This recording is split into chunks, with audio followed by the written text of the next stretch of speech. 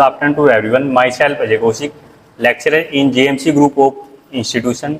Today we are discussing about the astigmatism. तो ये हमारा एक नॉर्मल डायग्राम है एस्टिग्मेटिज्म का। इसमें हमारे दो डायग्राम है, ठीक है। इसमें फर्स्ट वन आता है हमारा normal vision and second one आता है एस्टिग्मेटिज्म। तो उसमें डिफरेंस क्या है? नॉर्मल विजन में क्या हो रहा है, जो लाइट का फोकस हो रहा है वो डायरेक्ट रेटिना के ऊपर हो रहा है और एक सिंगल वे में हो रहा है, ठीक है। सेकंड आता है हमारा एस्टिग्मेटिज्म। एस्टिग्मेटिज्म में क्या हो रहा है, हमारा फोकस तो रेटिना के ऊपर हो रहा है, लेकिन वो क्या है, मल्टीपल फोकल पॉइंट बन रहे हैं। उसमें एक पॉइंट यहाँ पे बना हुआ और एक पॉइंट ये बना हुआ है, जिसकी वजह से पेशेंट को देखने में प्रॉब्लम हो रही है। अब आती है इसमें एस्टिग्मेटिज्म की definition. First one, astigmatism is the medical term that means the shape of the patient's eye is more curved than it should be. ये एक क्या है, एक मेडिकल टर्म है जिसमें क्या हो रहा है, that means the shape of the patient's eye. यहाँ पे पेशेंट की जो आंख है, ठीक है, उसकी शेप कैसी हो रही है, कर्व्ड होगी, घुमावदार होगी। It should B, it is a type of refractive error. और ये क्या है, एक रिफ्रैक्टिव एरर है, जैसे हमारे मायोपिया, हाइपरमेट्रोपिया, एक एस्टिग्मेटिज्म की एक ऐसी ही एक रिफ्रैक्टिव एरर्स है। अब क्या आता है इसमें, an extremely common eye condition that cause the blurred vision.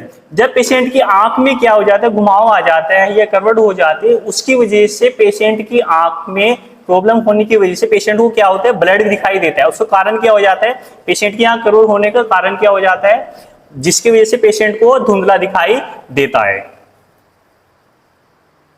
अब देखो ये इसमें डायग्राम है, ठीक है। नॉर्मल विजन में क्या हो रहा है, पेशेंट को एक फोकल पॉइंट दिख रहा है, ठीक है। सेकंड वन आते हैं हमारे एस्टिग्मेटिज्म। यहाँ पे पेशेंट को बहुत सारे फोकल पॉइंट दिख रहे हैं, जिसकी वजह से पेशेंट को ब्लर दिख रहा है। अगर सिंगल फोकल पॉइंट होता तो पेशेंट को क्लियर दिखाई देता है। अगर वही फोकल पॉइंट डबल हो जाते, ट्रिपल हो जाते, मल्टीपल बहुत सारे हो जाते, उसकी वजह से पेशेंट को क्या हो जाता है, धुंधला दिखाई देना शुरू हो जाता है। एटियोलॉजी। अब एटियोलॉजी में क्या आता है, फर्स्ट वन आता है हमारा कॉर्नियल एस्टिग्मेटिज्म। इसमें क्या हो जाता है, कॉर्नियल एस्टिग्मेटिज्म में abnormalities of the curvature of the cornea. ये एक ऐसी कंडीशन हो जाती है जब पेशेंट का कॉर्निया की कर्वेचर क्या हो जाता है, अबनॉर्मल हो जाता है। पहले क्या नॉर्मल था, नॉर्मल होने की वजह से फोकल पॉइंट सिंगल बन रहा था। अब वो है पेशेंट की आंख घूमने की वजह से, घुमाव कर्व्ड होने की वजह से वो उसका जो कॉर्निया क्या वो अबनॉर्मल हो गया, जिसकी वजह से मल्टीपल फोकल पॉइंट वहां पे बनने लगे। सेकंड वन आता है हमारा lenticular astigmatism. It is of following types. इसके कुछ निम्नलिखित टाइप है। फर्स्ट वन आता है हमारा कर्वेचर। कर्वेचर में क्या होता है, सीन इन लेंटिकोनस। अब जो पेशेंट का जो लेंस है उसको अगर हम वो देखेंगे तो लेंटिकोनस मतलब संकुचन टाइप में हमें दिखता है। पोजीशन की अगर हम बात करते हैं तो कंजेनाइटल और ट्रोमेटिक सबलुक्सेशन ऑफ लेंस। यहाँ पे पोजीशन की अगर हम बात करते हैं तो पेशेंट का जो लेंस है वो कैसा दिखेगा, क्या होता है उसमें, या तो कंजेनाइटल हो सकता है या ट्रोमेटिक सबलुक्सेशन ऑफ द लेंस, मतलब उसमें कोई ट्रोमा हो जिसकी वजह से उसकी पोजीशन चेंज हो गई हो। नेक्स्ट वन आते हैं हमारा रिफ्रैक्टिव इंडेक्स, ठीक है। इंडेक्स में क्या आता है, variable refractive index of lens. अब जो पेशेंट का जो रिफ्रैक्टिव इंडेक्स है लेंस का, वो क्या होता है, वो बदल जाता है, जिसकी वजह से पेशेंट को धुंधला दिखाई देना शुरू हो जाता है। थर्ड वन आता है हमारा retinal astigmatism due to oblique placement of macula. अब जो रेटिनल एस्टिग्मेटिज्म हो रहा है उसका कारण क्या है, वो जब पेशेंट का मैक्यूला है वो अपनी जगह से हट जाता है, मतलब वो है अपनी जगह चेंज कर देता है, जिसकी वजह से उसको रेटिनल एस्टिग्मेटिज्म भी हो सकता है। अब आता है इसके टाइप्स में फर्स्ट वन आता है इसमें रेगुलर एस्टिग्मेटिज्म। रेगुलर एस्टिग्मेटिज्म के तीन टाइप होते हैं, simple astigmatism, compound astigmatism and third one आता है इसमें मिक्सड एस्टिग्मेटिज्म। अब जो सेकंड वन आता है हमारा इरेगुलर एस्टिग्मेटिज्म। डेफिनेशन हमारे रेगुलर एस्टिग्मेटिज्म की, उसमें क्या होता है, क्या प्रॉब्लम होती है उसमें, normally cornea is flatter from side to side horizontal meridian perhaps because of the pressure of the eyelids. अगर पेशेंट का नॉर्मल कॉर्निया क्या हो जाता है, साइड से फ्लैट हो जाता है, चपटा हो जाता है हॉरिजॉन्टल मेरिडियन में, उसका कारण क्या हो सकता है, यहाँ पे पॉइंट आया perhaps because of the pressure of the eyelids, मतलब पेशेंट की जो आईलिड है उनका बहुत ज्यादा प्रेशर होने की वजह से कॉर्निया का साइड का हिस्सा क्या हो, फ्लैट हो गया, चपटा हो गया।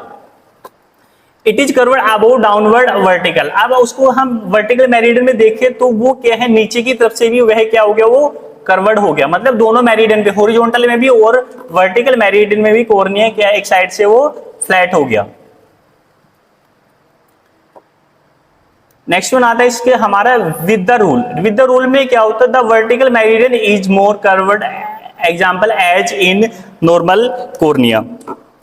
अब इसमें क्या हो जाता है, पेशेंट का जो कॉर्निया हो जाता है वो बहुत ज्यादा घुमावदार हो जाता है। नॉर्मल कॉर्निया के अकॉर्डिंग अगर हम देखें तो पेशेंट का कॉर्निया बहुत ज्यादा घुमावदार हो जाता है, जिसको विद द रूल ऑफ के अंडर लिया गया है। सेकंड वन आता है हमारा against the rule. Against the rule में क्या होता है, the horizontal meridian is more curved example as after cataract surgery. Against the rule में क्या हो जाता है, जो पेशेंट की हॉरिजॉन्टल मेरिडियन है वह भी क्या हो जाती है, बहुत ज्यादा घुमावदार हो जाती है। उसका कारण क्या है, like same as after cataract surgery, मतलब इससे पहले पेशेंट की मोतियाबिंद की सर्जरी हुई जिसकी वजह से पेशेंट के कॉर्निया बहुत ज्यादा घूम चुका है।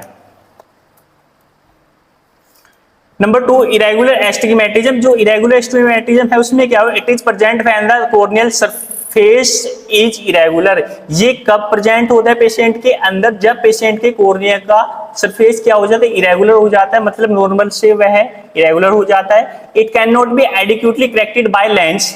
इसको हम लेंस के अकॉर्डिंग करेक्ट नहीं कर सकते, लेंस लगाने के बाद ये ठीक नहीं होगा। Example as following healed corneal ulcer, like same अगर पेशेंट को वहां पे क्या हो सकता है, specially in the corneal ulcer, अगर पेशेंट को वहां पे कॉर्नियल अल्सर है और हम सोचिए कि उसको हम लेंस के द्वारा करेक्ट कर देंगे तो वह लेंस के द्वारा करेक्ट या सही नहीं होगा। वहां पे हम क्या कर सकते हैं, सॉफ्ट कॉन्टैक्ट लेंस में भी यूज, हाँ वहां पे हम सॉफ्ट कॉन्टैक्ट लेंस का यूज कर सकते हैं, जिससे पेशेंट की आंख कोर्निया के ऊपर सॉफ्ट कॉन्टैक्ट लेंस लग जाएगा और उसके ऊपर जो आईलिड है उसका प्रेशर बहुत कम पड़ेगा, क्योंकि जो प्रेशर पड़ेगा वो डायरेक्ट कॉन्टैक्ट लेंस के ऊपर पड़ेगा। तो इसलिए वहां पे अगर पेशेंट को कॉर्नियल अल्सर है तो वहां पे हम पेशेंट को सॉफ्ट कॉन्टैक्ट लेंस यूज करा सकते हैं।